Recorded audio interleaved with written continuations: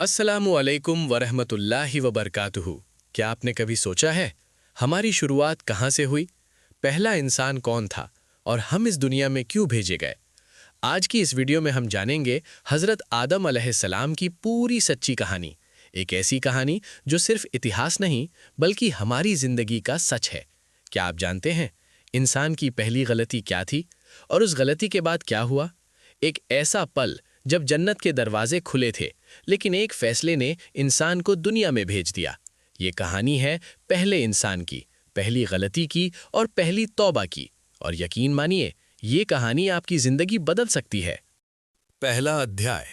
एक ऐलान जिसने सब बदल दिया। जब कुछ भी नहीं था, न इंसान न दुनिया, तब अल्लाह ताला ने फरिश्तों से फरमाया, मैं जमीन पर एक खलीफा बनाने वाला हूं। फरिश्ते हैरान थे। उन्होंने पूछा, क्या आप ऐसे को पैदा करेंगे जो फसाद करेगा, खून बहाएगा? अल्लाह ने फरमाया, मैं वो जानता हूं जो तुम नहीं जानते। यहां रुकिए और सोचिए, शायद आज आपकी जिंदगी में जो हो रहा है वो भी उसी हिकमत का हिस्सा है जो आप अभी नहीं समझ पा रहे। अध्याय 2। मिट्टी से इज्जत तक। अल्लाह ने मिट्टी को उठाया, उसे आकार दिया और बनाया आदम अलैहिस्सलाम। फिर उसमें अपनी रूह फूकी और अचानक मिट्टी का ये जिस्म एक जिंदा इंसान बन गया। लेकिन बात यहीं खत्म नहीं हुई। अल्लाह ने उन्हें इल्म दिया, नाम सिखाए, समझ दी। याद रखिए, इंसान की असली ताकत उसका इल्म है। अध्याय 3। एक घमंड जिसने सब कुछ छीन लिया। अल्लाह ने फरिश्तों से कहा, आदम को सजदा करो। सब झुक गए, लेकिन एक खड़ा रहा। वो था इब्लीस। उसने कहा, मैं इससे बेहतर हूं, मैं आग से बना हूं, ये मिट्टी से। बस एक घमंड और वो हमेशा के लिए अल्लाह की रहमत से दूर हो गया। सोचिए, कभी कभी हमारी एक मैं बेहतर हूं वाली सोच हमें कितना नीचे गिरा देती है। और उसी दिन शैतान ने कसम खाई, मैं इंसानों को गुमराह करूंगा। अध्याय 4। जन्नत, जहां सब कुछ था। अल्लाह ने आदम अलैहिस्सलाम और हव्वा अलैहिस्सलाम को जन्नत में रखा, जहां न कोई गम था न कोई दर्द, बस सुकून ही सुकून।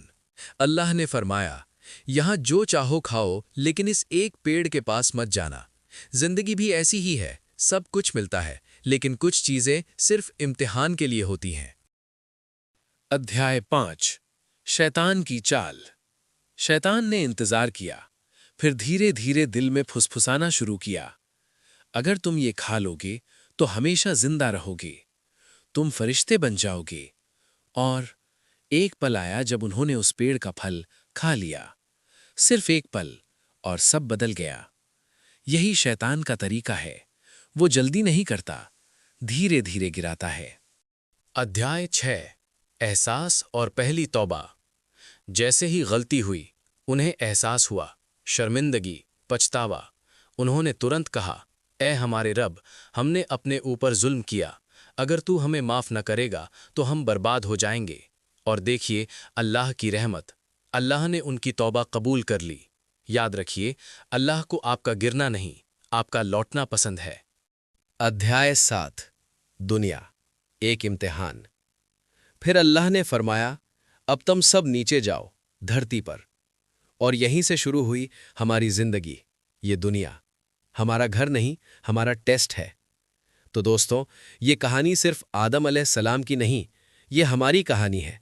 हम भी गलती करते हैं, हम भी शैतान के बहकावे में आते हैं, लेकिन फ़र्क ये है, क्या हम भी उनकी तरह तौबा करते हैं? अगर आज आप किसी गुनाह में फंसे हैं, तो याद रखिए, दरवाज़ा अभी भी खुला है। अल्लाह अभी भी इंतज़ार कर रहा है।